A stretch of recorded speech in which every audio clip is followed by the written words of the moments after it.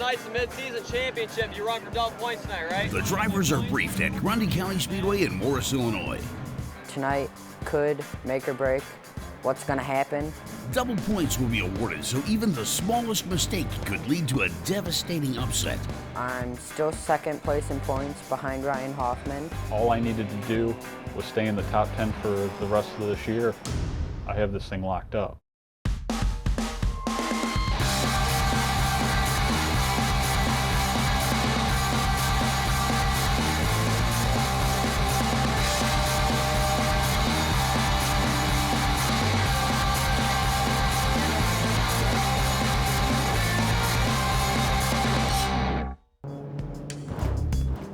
Tonight we're at Grundy County Speedway. It's the mid-season championship. The end of the season is just a few races away, and the top 4 leaders are inching closer together. Tonight, the pure stock drivers will race for twice the amount of points, doubling the risk and reward. So everybody can move up a lot of spots with a double points tonight. If someone falls back even the least bit, it makes a big difference. DJ Workmeister, second in overall points, has been trailing leader Ryan Hoffman most of the season. I just won my first feature. DJ won the first race, but then suffered a DNF or did not finish the next night.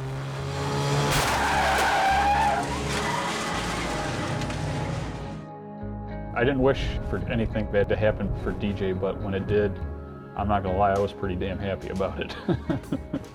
Then in his quest for the gold, DJ and the Double Deuce racing team bought a new car on race night. DJ doesn't show up with a new car. Our new car shows up. Officials placed both cars in the lineup, giving DJ an unheard of advantage.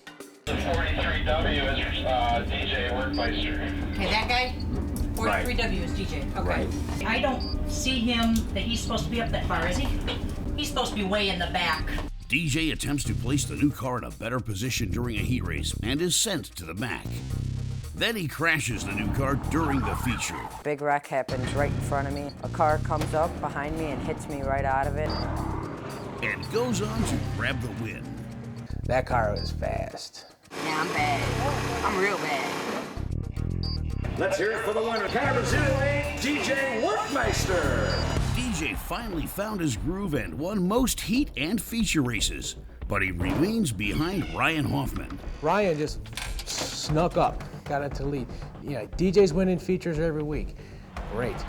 But Ryan is finished in the top 3 in his feature, and he's pulling away in the points. At this point in time, DJ was getting all the publicity. He was everybody was talking about. And all of a sudden, a guy from out of town that nobody's heard about comes in, and he's in first in points. It makes you feel pretty good. Ryan has run a consistent season, not winning races, but gaining just the right amount of points to stay ahead.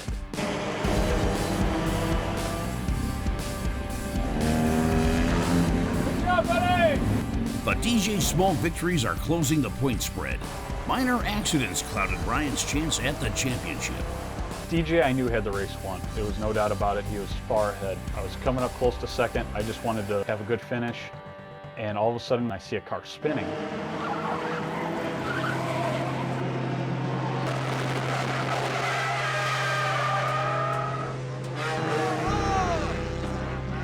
I locked up the brakes. The back end came around, and I slid across the track. And there's like 2 or 3 cars coming at me full blast. One lap to go. Can Ryan fly and get around DJ Workmeister? Here we go, white flag. After spinning out, I had really messed up the tires bad. The car was sliding all over the place. Here comes your finish.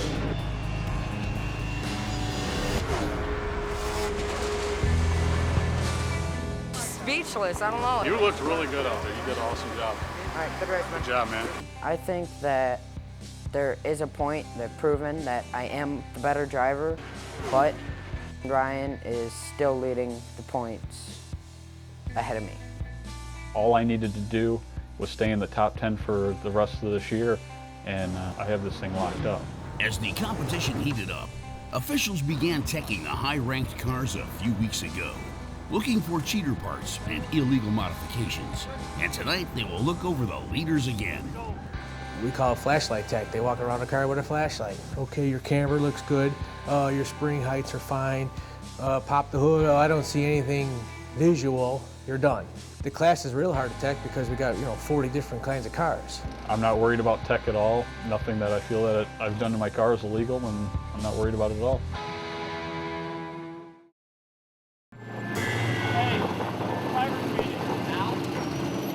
Just a couple things real quick, guys. We had to talk about this earlier in the year, and some of you apparently have forgotten.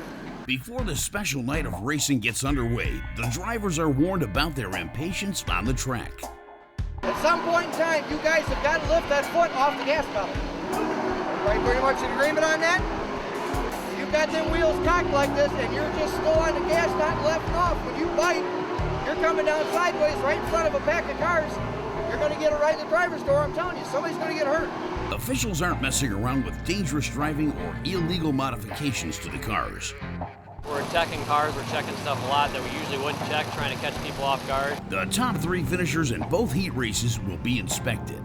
I'm not worried about it because our cars are legal and they won't find anything. I'm not worried about tech at all. I actually bought a car from Ryan. We're friends out at the track. When we race side by side, we race each other clean. I told him, I said, you're having the year that I was having last year. And Chris Copper's 5th in overall points isn't fretting about tech either. The class is real hard to tech because we got 40 different kinds of cars. The late models and the street stocks and the mid-ams, they all got 1 or 2 different types of engines or 1 or 2 different types of that. We got 40 different types of everything. But first, DJ and Ryan need to worry about their performance out on the track because they are running for double points.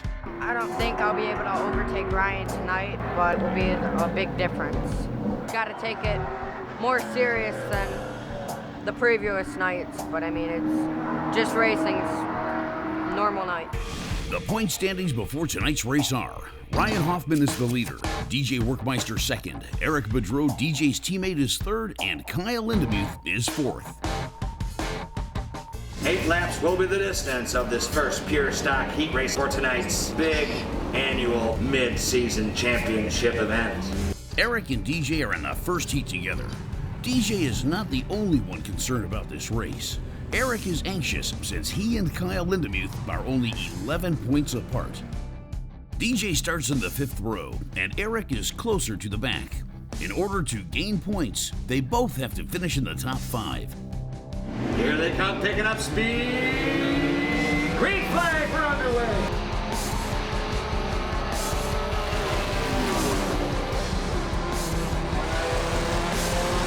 And 1 lap complete. Your leader is car number 22, Ryan Walter. DJ's moving in the 2nd spot. Here he comes around turn 4, and on lap 3, we have the new leader. DJ in the 08 quickly moves into 1st on the 3rd lap.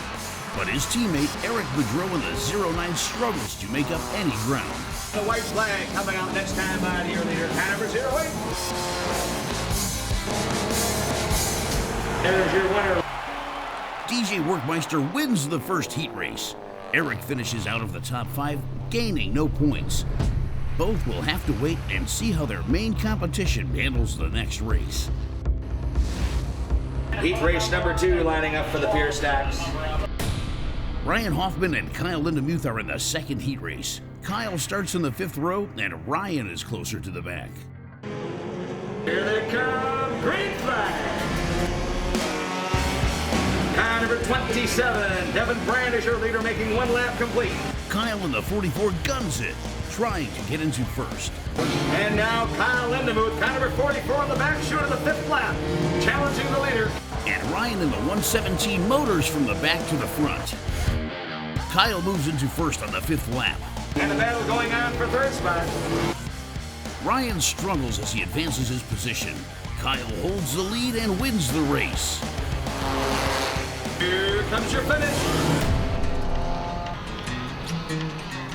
And there is your winner, my friends. Currently 4th in the point standings, Kyle Lindemuth.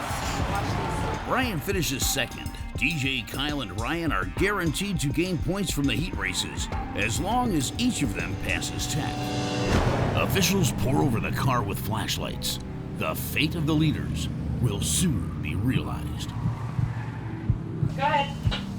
Hey, just to let you know, the 4-cylinder lineup I gave you earlier, told to leave. I'm sorry, what were those two numbers that you told me? 117 was told to leave.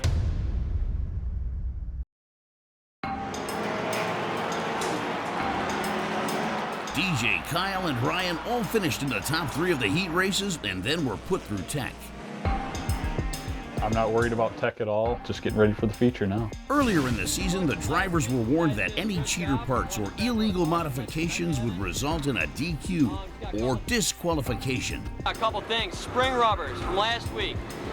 You catch them, you will be DQ'd.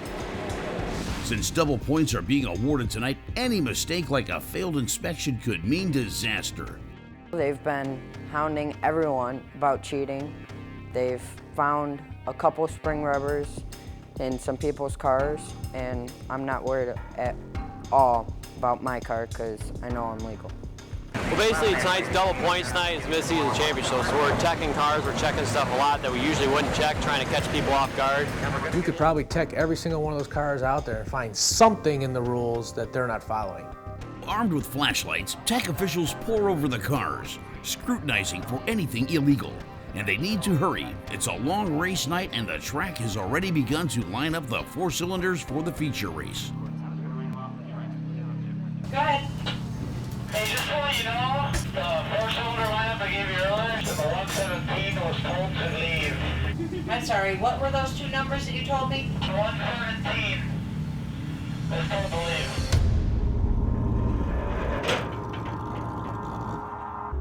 Peter! Did he say 117 was asked to leave? What would happen then? Huh? Officials found what they were looking for.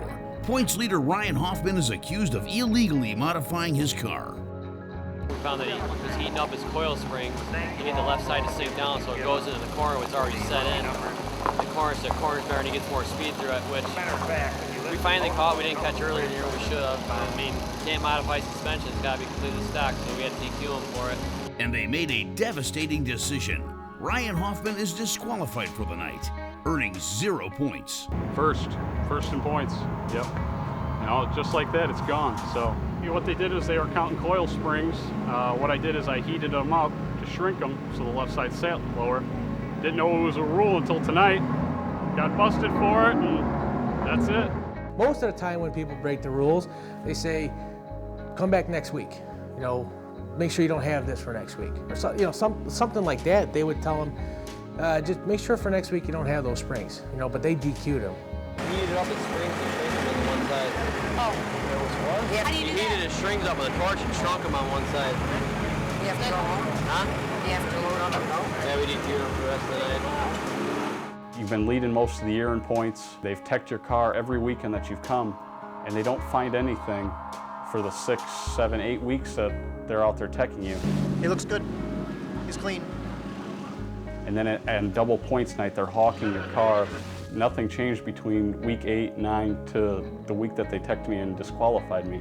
The way they searched my car was a lot different than they searched anybody else's that night. That's it.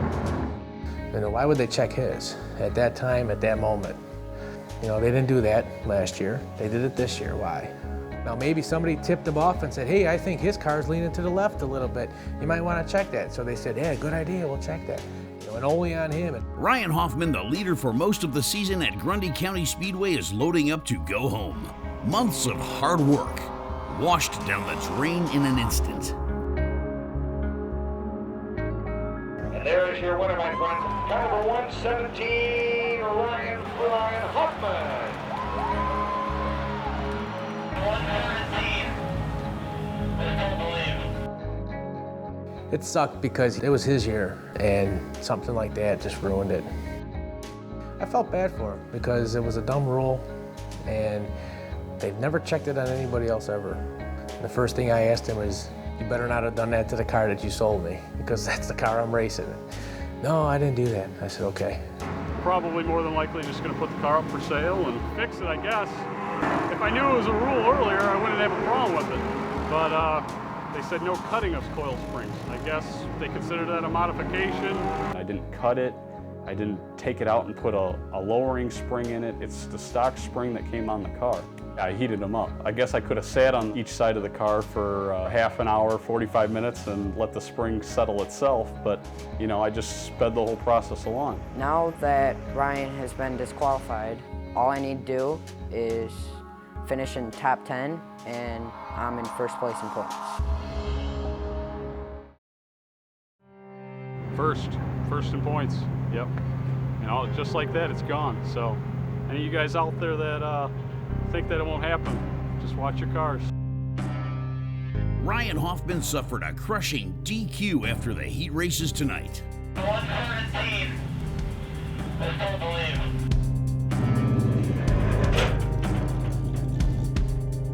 Peter! Did he say 117 was asked to leave? What would happen then? Huh? During tech, officials discovered that Ryan's car was leaning to the left, and after questioning, he admitted that he had heated up the springs. You have to load up a boat? Yeah, we didn't hear him for the rest of the night. I came out bluntly and told him I heated up the left side of the car. I didn't think I was in the wrong. If I thought there was something cheating, I think I would have hit it a little bit better. I didn't really make a modification. It's the stock spring that came on the car.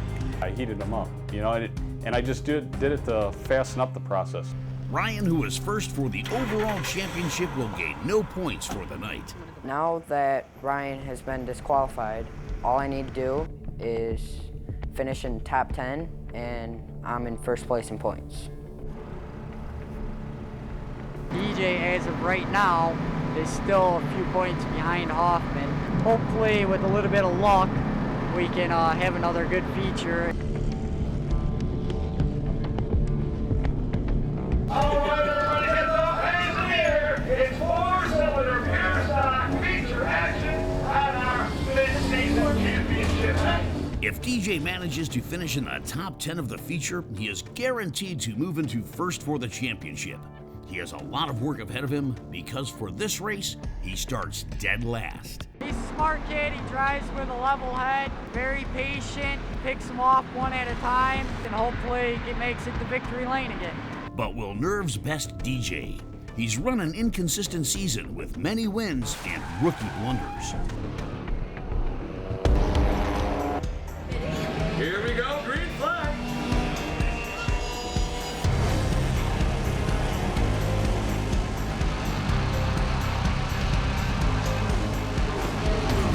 The worst thing that could happen is I could wreck in double points tonight, and that would mean that I would fall out of contention of winning the championship.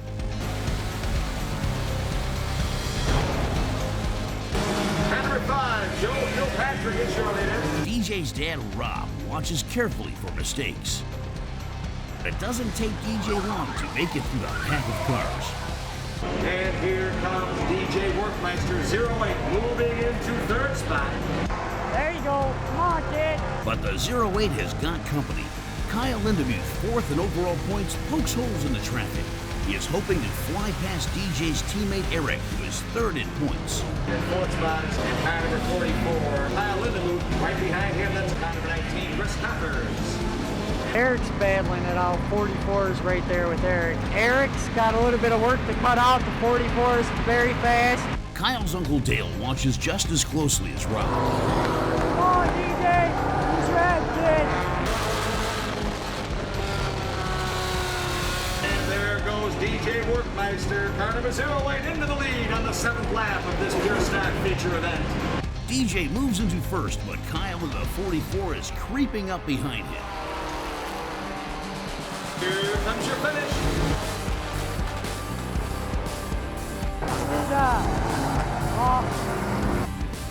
And there is your winner. He's out of the car. Let's hear it, my friends, for the winner, car number 08, DJ Workmeister. DJ wins the race and is now guaranteed the top spot in points.